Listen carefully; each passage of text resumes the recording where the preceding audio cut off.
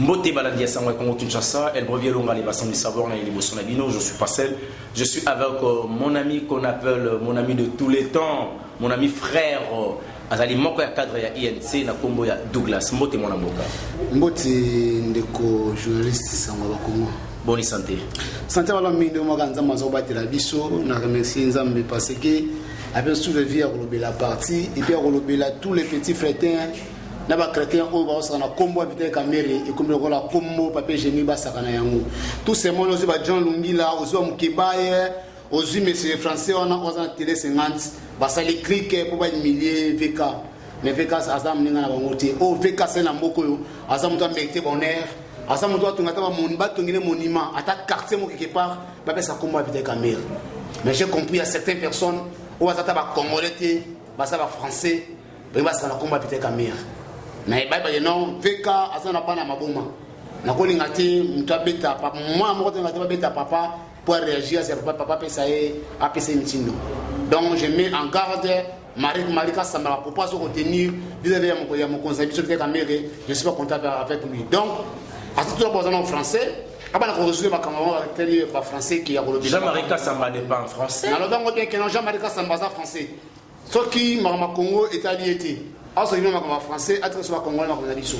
parce que même la campagne de Chadar à qui m'a en France na ko se to ba on ça même campagne Chadar ti à ça français donc ata ko ça bu so en sana na pour vite caméra so ko la sana vite caméra ko na biso ba na fait kananzela ata fait ka lobite biso na to ko kutana joa nzela vite caméra n'importe qui ta ko sakana ndenge wana mona mboka to ke na mo malembe likambango ezanini Vital Caméra beba na kana ba journaliste ko beba na ba John Ngila ko beba na ba Mike Mukebai. Ce sont des journalistes Olelo, Net Mike Mukebai, à qui la casquette Moussous Rosala honorable. Mais c'est dit à quoi Vital Caméra et le Jean-Marika Samba et aussi Mbaté. Bolinga ba journaliste c'est pas la vérité to li kambango ezani. Omoni eza certains journalistes au basali clic pour la déstabiliser mon amboka Vital Caméra c'est directeur cabinet chef de l'État. Jean-Marika Samba to bien les passer na ye o même alia misolo ya ba journaliste na francophonie sama na mboka na biso alia mission na bango na ndekuna nani na zakari ba bazu ba lemo ba journaliste Jean-Marika yo kala pesa information Jean-Marika Samba muto même ba journaliste o ba 50 a me traiter ba médiocre a traiter ba on le longue est contre ba monter ba implement na télé 50 Jean-Marika Samba muto même na 5 chantiers mo konzamboka oyo ala misole belé koleka on ba journaliste so Jean-Marika Samba c'est non à travers la présence so que simbaité et il va non asana la vitesse caméra c'est pas n'importe quoi ça va été les notions RTNC kota na kati ya satellite et ça vitesse caméra non moyen vitesse caméra là ministre communication ya média ou bien musala vitesse caméra c'est la mboko comme présence nationale à démission pas intérêt général la mboka c'est pas n'importe qui caméra nimiko atali ba dintene so zo mboko té à désister contre ya fatigué de l'alternance yo le Jean-Marika Samba F21 un français on les canaux TV, on les diffuser n'importe quoi dans la chaîne na comment vite caméra. Donc je donne mais jamais qu'à Samba qui se taise à la français à la congolais. Ba révélation. Na so ba révélation oyo na information s'il vous plaît, révélation oyo mona mboka Jean-Marika Samba bimisi likambo ya ba accord Vital Caméra na ba Rwandais ya mwana ga ende pelisi moto. Jean-Marika Samba a osakana moto. Anga pesa moto asakana moto. So anga sakana moto akuta biso ba lieutenant. Les enfants légitimes ya Vital Caméra na INC. INC quand même en 2010 biso na INC en 2010 dans plan ta partie donc Jean-Marika Samba ça a fait kakuta na biso et puis to éliminer Jean-Marika Samba il veut que non pouvoir Kabila c'est qu'il a déjà nous avons pouvoir les affachi nous avons pouvoir Vital Caméra donc soit on a ça va fancy pour parler fait ka buso ba to parler buso ba et puis to attendre la justice on a besoin à tout monde ça parce que Jean-Marika Samba as français je dis et je répète as français on se répète en français être sur ba congolais n'est pas congolais matondo mingi mona mboka to meka kozonga na makambo etali penza mingi politique. Quand je vais parler de la politique, je vois directement ma grande famille qu'on appelle la famille Onkanantanga. On appelle Simbo Tebele et pourquoi pas la famille Elonga. Je dis encore un grand merci à ma maman qu'on appelle Maman Jeannette Bakissa. Maman Tosalavande de Tolobaki. J'étais avec Claudia aujourd'hui, on a eu à discuter. Claudia Bakissa, bon séjour, Nakat Samboka, bon séjour, donc Balobi. ONG Zoya Marambozali, ONG Zoya Pena donc. Bakissa Lisungi, ONG Bakissa Lisungi. soutenir les bébés, les combats, si on a une occasion pour botter avant, moral et poya, donc pour découvrir ma bébé avec le temps, pour le Penda, ONG Bakissa Lissungi avec Claudia Bakissa. Mon frère, dans l'équipe, objectif INC 2023. Tout le monde bosse la banderole. Objectif 2023 INC. Objectif Wana 2023 INC Bozolo Belawana. Ils allaient lier à l'élection sénatoriale, l'élection des députés nationaux, puis l'élection des députés provinciaux. Tout les alliés liés petit niveau de la présidence Vital Kamerhe à vivre selon accord au Bosalakanaï, Bosalakana Monamboka Félix Antoine Tshisekedi dans Nairobi. Merci de répondre à la question de Koloba Boyo. Moni Nairobi au 2023 biso ba INC veka lobaka les jours le mois dans l'Assemblée nationale. Et le côté motivant, je ne suis pas venu dans l'opposition pour faire une carrière politique. Et le côté du jour. Donc, tu crées un parti, tu fais créer un parti INC pour te conquérir tout le pouvoir, tu vas conserver. 2023, dans la prochaine INC, tout d'abord, les loyaux, tu es implanté INC dans 26 provinces. Aussi beaucoup dans combien de provinces? Tout ça partout. Partout. Moi-même, j'étais candidat dans l'institution électorale. Il y a Féchi. Féchi dans la province, il y a quoi? Candidat malheureux. Non, basala majorité mécanique ou non à fabriquer. Au peuple linga bonté ba fabriquer on va dans la poste mbokande et va dans mwana. Donc objectif ça que en 2023 tous en député belé provinciaux nationaux ba sénateur même ba gouverneur tout tombo la VK na kiti wana bokonzi avant parce qu'il y a des accords afin de signer na kiti ya bokonzi 2023. Place Facha Zali. Non, ils ont accord au ça. Ni tu me dis, il y a fachi. 2023. 2023 VK. Remplacer Félix, c'est un accord. 2023 VK a candidat présidentiel. Candidat de la République. Sur le Sénat, il y a un candidat. Mais il faut que il y a des accords au Sénat Nairobi. Que non. UDP sorbet amana moko pe INC beta amana moko nanenga bien nanenga polémique parce que même wana ta mona bota mi le bi non il y a des accords aussi na Nairobi bi non UDP sabet amana moko za la Vital Kamerhe za la derrière Fachi pesa et poids abeta premier mandat il est pas pesa au poids le deuxième mandat et pour faillir ça là donc bokaboli 10 ans bokaboli 5 ans yango to me kana ko bitu na mona mboka America simba mutu bona mandat moko ta America mta simbi Fachi. La personne qui est derrière Fachi comme partenaire naïe pour APC poids, ils ont Donald Trump, États-Unis derrière Félix Antoine Tshisekedi. Aux assure Américains au Simba Fachi pour mandat moko et puis Bacha Vital Kamerhe, on sait l'autre Vital Kamerhe lelo en sa diplomatie malonga pour 2023. Neko, eux là mon amontou et là Américains va voter Fachi té Américains va voter biso. Ba décider à monde. Il faut donc si ma Fachi is la population. Là on reste sur la base mon Américain va tellement là va tumba pine. Tomaka Amerika telemaka na kingasani na chamu achamoto uba abatwa de babala les des peuples congolais appellent qui mandat Fachi appellent président de la République mandat qui caméra c'est comme avec comme directeur campagne na c'est les campagnes tout gagner tigé gagnant et ba mokonzamboka les mêmes populations là ubaza sima ya Fachi bana sima ya cash. Donc les Américains beaucoup de gens na sima ya représentant biso yani mwana mboka Félix Antoine. Donc peuple congolais na sima ya Fachi. Ce ma belingi comme peuple congolais pour téléma les Américains monté à côté na baba na abima na baba na mwana mboka to tikolo ba mara msusu to roi to zolingara to ignorer kobo sana te ke ba décider à monde des aba mindele pour ce qu'on appelle to baza benga bango ba impérialiste.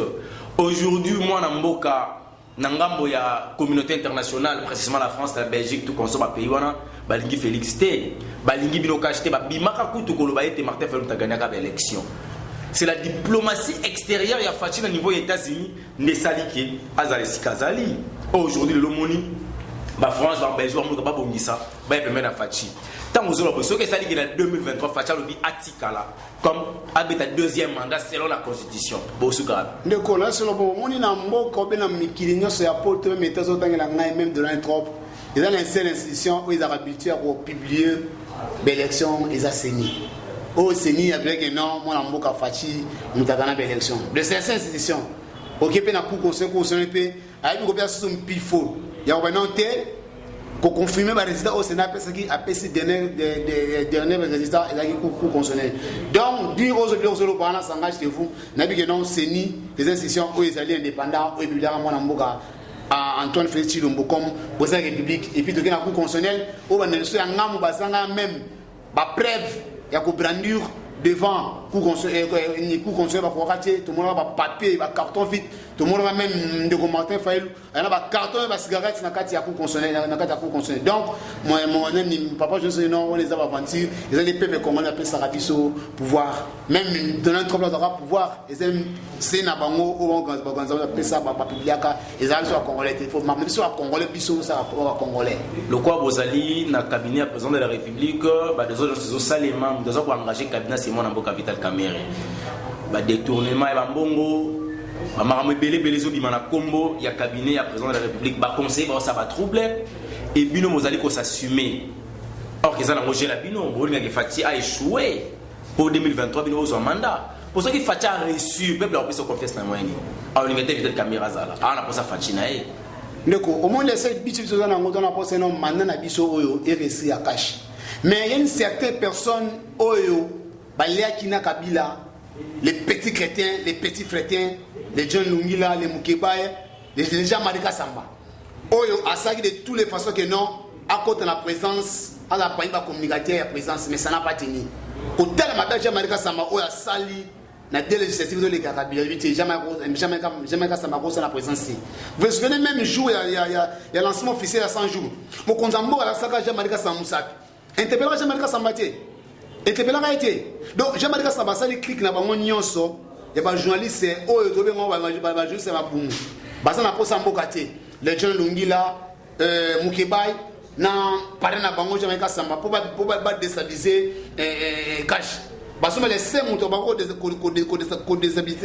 déstabiliser ils habitaient caméra ça peut mener ya mona mboka Fati ils ont dit n'importe quoi c'est éviter caméra vite caméra c'est ba contrat que aller bon ya ni ya sorti mouton vite caméra aller bon ya ni ya maisons sociaux les lots bani ko tonga ba ni ba banda ko ya habitation et déjà on fait pas tongana et est-ce que tu as lungi na ça rappelle qu'on a TV contre dit malwa lobaka mukebeza azala capacité le caractère non makamto ba za le kuta contre dit amo lelo mo konzambora bali ba ko tole banda ko na masina maluku déjà plus de 800 conteneurs ici déjà les métaux déjà 181 conteneurs et ça c'est que déjà baïdo tourner banda kwana est-ce qu'ils sont capables de démentir François Lobaka ceux qui va rater pour ça la Moussa la présidence et ça peut-être à mériter et ça échec na bango oyo basala que ça que non pas maintenir bango té bisous na posa bato to la posa bato ba construire mo konzamboka manana et réussir donc je voulais tirer attention de que Jean-Marc Samba asa français asa ba congolais il n'est plus congolais asa besoin de ça là. Matondo mingi mwana mboka base INC l'objectif 2023 vous en a posé un jour boy ba ko mettre Vital Kamerhe na sommet ya parti politique ya mboka na biso Maître Basile autrefois na yamba qui a lobi vous en a programme aux sala quelque part ici à Limika c'était quoi c'est pourquoi je salue mon frère Maître Basile Mpoyo azeli lokola ngai vraiment vous n'avez pas parti biso tous la préparation tous implanté par ça biso redémisé par la structure nyonso parce que en 2023 tout ça a été moi na mboka Vital Kamerhe il faut biso to élire comme candidat comme président de la République parce que notre là qui bande na biso IDPS ou bien d'autres bande sur accord de série aérobie non il faut Fati abeta mandat moko biso beta bi mandé ko ya eza accord de série ou de série na biso IDPS et bani parce que IDPS à l'équipe de la base soit boy pour IDPS no roye bisa pena mona mboka Félix Antoine Tshisekedi tata zonga na simatika Kamerhe ba tona peto ke no gerte ta so bolega est-ce que bona poids politique ya rolongo ya ko renverser Fati et surtout que Fati on m'a déjà mboka na masola bien les gens autour déjà Fati béton au monde na ke no ke là c'est pe année au ya ofele Kamerhe argument ni boya nango po ba iboka ba voter Fati omoni batu comment na veka baba na comment Vital Kamerhe oh ceux là mboka msusu mais le Vital Kamerhe ko to ngata moni manenga za vivant mais ba to ngala lutumba ceux là mboka msusu Vital Kamerhe ba ko to ngam quartier ba pesi comme quartier Vital Kamerhe ceux ba mboka msusu ko to ngala Vital Kamerhe ma veni ba pesi ko Vital Kamerhe ndeko na ngai au moins Moussa Vital Kamerhe c'est pas na mboko yo et ça va de miter en beka ba diaboliser batu Vital Kamerhe c'est pas n'importe qui ancien président de l'Assemblée nationale oyo atika le poste à l'Assemblée nationale même le poste de président qui vient à la présidence nationale o mutu matia ko longola ta défi na été bocha baya zindisi yango mina baya zindisi yango ba ko quitter même cette dame là elle est ce moment mama boum bien a ko répéter Mabunda voilà les noms. N'abord savoir maman na. Akwa masa défi à Vita Camère été. De Vita Camère musala c'est la mboko batu de connaître ngo. Vita Camère nimi ko se humilier devant président de la République. Habiter na soutenir mon amboka. Mon amboka. Non. Ce que na belle sobe nga gagner na épée. Mais total pour l'intérêt général yo kama mai. Total pour l'intérêt général amboka sauter Vita Camère nimi que non. Na soutenir de la notion des personnes 32 plus de 32 ans na cadre d'opposition pour l'intérêt général ya Mboka. To Sénat Fachi Bima. 2006 à soutenir Kabila Bima. Et le banque ça venait en wana. 2023 donc Québec a eu une élection. Mais et ça la polémique était comme accord yebana même ba bébé, même ba koko ba kufa.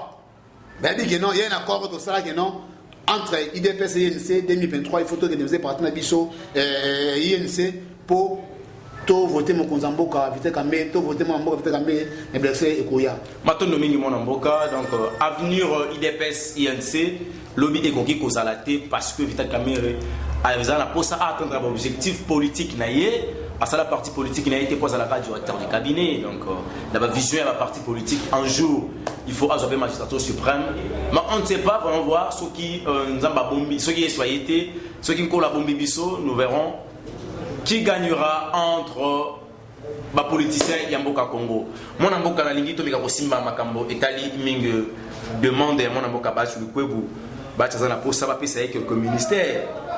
On se pose la question ba tazana pour alobi nazab ngana kena ngambo peuple. Aina kashte atika na FCCT akena la mukati. Tant alobi ngana kena ngambo peuple. Ba tazana ko akize bino cash ke bwana ngambo peuple te. Acquiser la moura qui a un gambo à peuple, acquiser FCC qui a un gambo à peuple. Pour y aller, il y a un gambo à peuple. Mais, à Zana Posa, il y a 4 ministères. Tous les bâtés, beaucoup de ça, en gros, n'a pas de bino ya cash, tout fois que nous avons la famille, au Yaouta qui est FCC. Maintenant, de comment il faut assassiner, éviter quand même assassiner la présidence nationale. On dit d'attendre au Mingi. Il y a passé la modèle pour la Moko. Caméra Tika Nyonso, comme présidence nationale, Misolo, au talent gérer. Atika moi démissionnant Aboya Azala Sali Alexa Genon Aza homme d'état assassinat. Alors moi Mboka Bat Aza pour représenter une grande comment dirais-je Aza représenter une grande quantité une grande majorité dans Katia Assemblée nationale biso on a plus de 40 députés. Soit qu'on est pour constater pour un ministre biso Ilunga après c'est le ministère s'engage que mais il faut qu'on s'assime des politiciens il faut qu'on s'assime. Tout le monde va bitakwira ça se met yense balonga bakena après 3 ans encore ministre n'est pas Kabila. Alors son ne so ba tsamo yeno yelo ko bena alomwe na katia na kata FCC mais est-ce que la majorité parlementaire aso obligation de consulter moi na mboka pour un ministre Ilunga soit ko pesa ministère nous allons pas FCC on pesa ministère pas cash ndeni les autres ba lié ou bien cash na bali na INC et IDPC ali na cash c'est AFDC na cash et na cash so ko ministère a ko so la composition gouvernement bo ça na des plateformes était quand même tout ça la non la porte est ouverte à tout le monde déjà premier ministre Azadia ko déjà la semaine prochaine si pas lundi même mardi gouvernement déjà passé déjà ici déjà dans sur cash dans le INC bon ma société civile ba comme des firmes tous ces monde là bon alors nous va il doit être encouragé. Mon premier ministre Ayamaye, soit vous allez à côté à FCC, va couper ça. Pour travailler à tout le monde. Si on a des répartitions de la cash pour ça, les répartitions de la cash, biso INC, tu réclamer tous 5 ans. Pour dire réclamer, c'est comme si nous avons un petit problème avec nos frères de DPS. Non, IDPS NC, tu as les balles qui toquent, soit ils toquent, mais tu as un peu sa bicho 50% dans 4 femmes. Parce que sur Tali, la répartition va conseils spéciaux. Ça 17, mais il y a une série de conseils principaux. Vous voyez, dans le directeur du cabinet de l'État, après moi, on a les 4 adjoints, et ça, il y a IDPS. Alors, ce qu'on va conseiller principaux, dans le directeur du cabinet, il y a le ministre d'État. Sauf que 15 plus 4, ça fait 19. Mais il y a une chose qui est là, à ça, on a deux conseillers principaux. Ok, on a conseillé, on a collège de conseillers. Il y a moins de 25 conseillers. Dans les LDPS, on a plus de 45 conseillers. Il y a entendu qu'il y a noté, 50% par rapport à quota de ces 23 ministères d'autres comme en cash. On a 23 non, c'est 50%. Et un Béli, il dépêche aussi 13, 10 ans. Si il dépêche il dépêche à Zata. Ah, mais on va passer à 7. Attends, 7. C'est bon de ça. Tout Kabola, Malem, Mega, tout ça, mais maintenant, c'est un nombre de 50% parce que tout ça va moko. Tout ça, pas un an pour réclamer. Et c'est un cas de là, même pour le milieu de réclamer, non, bien aux gens, quand même, pour les bisopés, tout ce qui est tout bien dans le ministère. Parce qu'il faut reconnaître. Vite Kamé na Moussala za Kosala. Moussala on a des besoins ministère boy avec par peuple. Mais ceux aussi pouvaient c'est comme que moi minimé gâteau yo pelia ya yo pelia on a comme que ma. Exact question gâteau te. Pas lamba gâteau na pena posa me gâteau mon. Non, exact question gâteau te question non parmi 23 ministères peuple va se trouver à place sana. Pour besoin de notre service à population. Et ça, même mon ministre de son Rosala, boy, peuple. Parce que le peuple a subi pendant 18 ans. Le ministre va dire il faut non aux ans. Moussala et le peuple à se retrouver. Donc nous sommes obligés que non, nous sommes des pèses, bâtiment na vie non, que il y a sais pas à 50%. C'est pas normal que nous aller na biso à 7. Qu'est-ce que vous allez voir 7? Qui quelqu'un le local na cache le local le pas des ministères de Konangai. Voyons voir, Ezaka en suspense. Je pense qu'il y a une dernière question. Ngito kita awa, tolobela makambo etali penza makambo ya monde konabiso, ba de konabiso français, tout le monde qui na RFI va traiter président de la République d'un potiche. Bobi fachaza potiche. Je sens un peu le mot par sa définition, na étymologie na yango. Franchement, j'ai été dessus, on a été. Les Français traitent le président de la République démocratique du Congo pour un homme faible, un homme inutile, un homme qui ne sait pas prendre ses responsabilités en main. Donc, Azal Benga, moitié imbécile. Qu'est-ce que tu peux dire dans le français? Qu'est-ce que tu peux dire? On a France 24 pour comment à niveau, il y a le président Fati, soit qu'on qualifie Bongo. La qualification, on a Bassali. Et ça constant. Tout est à l'olé à maman au film. Non, au moins il y a les gars qui n'ont pas la TV sur le pont, mais la TV télé 50. Au moins même temps on ne connaît pas so la sankura quand qui la même mende. Attends comme moi de l'excès il a tenu mende à Katani Bagane pas à masse na biso na gouverneur son excellence Mukumati Stéphane. Un jeune comme moi abattre la même mende. Au hasard ma qui est tout puissant pour sa mende, abattre mende dans les lames n'aura pas les là qui était là. O te que ma fumbe a moché, mais d'aller là, il était là. Mais attends, Moko Tieto Mona, bande de télé, 50 Jean-Marc Samba français, Alex Aïgen, c'est qu'on mène jouer dans l'élection sans cours. Mais comme on a Jean-Marc Samba Pandi, un français, il n'est pas congolais, un chrétien, un petit frère, il y a cosa malo que non. Vite Kamere assaille non s'il te plaît yoka ndeko tama bato ba na terre ba qualifier papa o yanga Vite Kamere tala joga na sana ngo zo baksa ne fa joga na continue ça agir MS nani Marika Samba un frère je le répète un petit frère un chrétien il y a n'importe quoi c'est Vite Kamere. Moi j'en préférais porter correction ou que ça ait une bonne éducation à INC Vite Kamere Pesibino na place où on a refinga na oye ndeko omoni ce qui a dénigré le président Vite Kamere a mis place à Marambo et à Lobby omoni balobaka quand la personne parle ça prouve suffisamment au Yazali c'est que l'homme vise détermine c'est séculé hein non rebelo mo ndeko s'il te plaît Nayoki, mais j'ai déjà parlé gens j'ai déjà dit au moins déjà na kata libota soki yo mwana mwe bazobeta papa na yo atonta musala aux états non pour réagir non c'est nzela ba papa na ko bunana nous avec papa sans conseil na sima moi je ne peux pas jamais accepter mutoko la Jean-Marie Samba na ba Jean Lungila ba no sa ko ma Vite Kamere et tous ces mots ba ça clique na bango pour ba déstabiliser Vite Kamere dans tout ça dans régime ya Fati les seuls animaux à battre ils ont Vite Kamere parce que maintenant c'est pas battre Vite Kamere on a facilité à Kokota pour déstabiliser le pouvoir en Abisso. Mais fait qu'on revend Dakar comme directeur de cabinet. Il va contrôler tout. Le problème c'est quoi? Le problème c'est quoi? Bandekon sont moins à français, on a pour ça, travailler dans le cabinet chef de l'État. Mais après les magouilles, les cas en Bogo, tu es bien Jean-Marie Samba.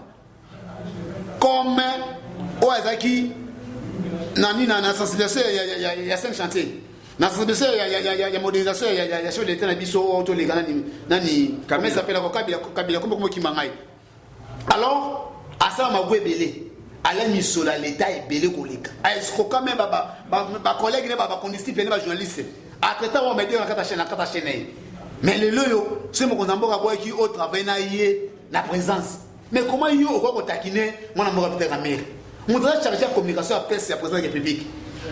Et ça va de comme ça éviter quand même été et ça le lokabwanga et ça éviter quand même été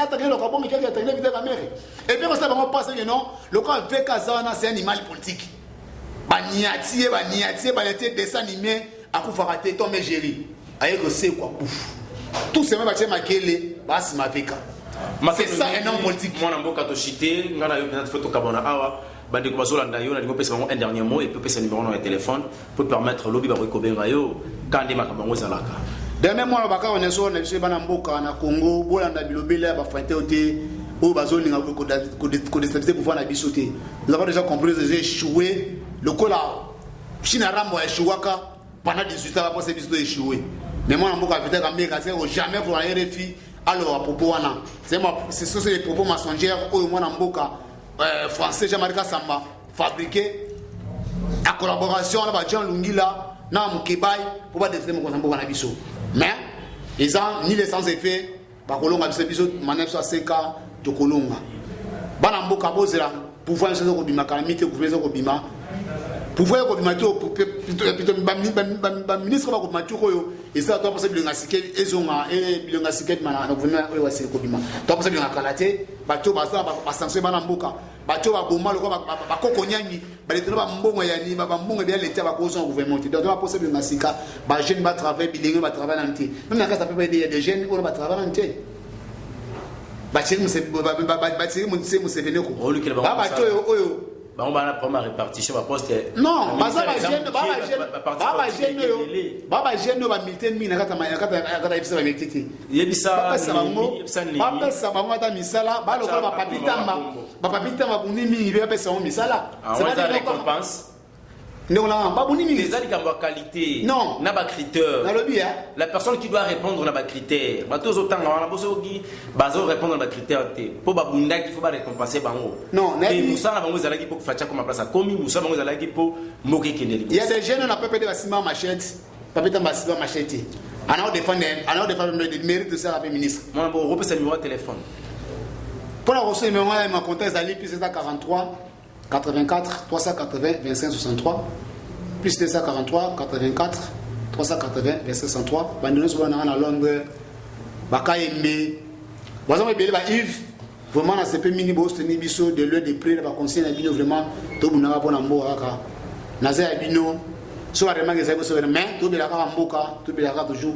Congo neza papa na biso Congo neza maman na biso mais fait quand ni aza modèle pona biso bilingi Matondo mingi to komina suka là c'était mon frère qu'on appelle Douglas mon frère cadre UNC fils légitime le fils légitime de Vital Kamerhe et pourquoi pas de l'UNC. Je dis un grand merci la présence naïe. Je reconnais vraiment que c'est un homme doué par rapport à la matière. Voilà, on touche déjà à la fin. Je dis encore un grand merci à mon frère qui était derrière la caméra qu'on appelle Taylor. Taylor, tu étais derrière la caméra. Je tiens vraiment à te remercier. Pourquoi pas l'appeler ça Wilfried O'Brien, la bébé de Igwe, la caméra woman swag. Merci parce qu'il a mon lieu de retour santé malgré, mais ça va, tu es déjà de retour. Bonne guérison, bonne convalescence, Nayo. Et ça l'a bien, appelé si maman Nangaï depuis Montréal, Mbote Bénin, Canada, maman Jeannette Bakissa, tout ça la cande de Tolobaki, maman.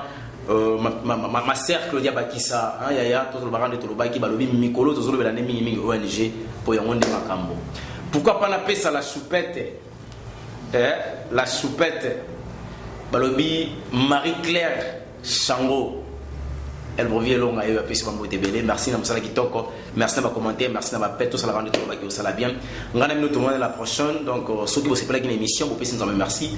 Là où tu me gars kobunga na marobatoza batu, vous me kobinga biso ko komela biso to bongisa de façon que vous savez ça bien. On va nous tourner à la prochaine, bye bye. Merci.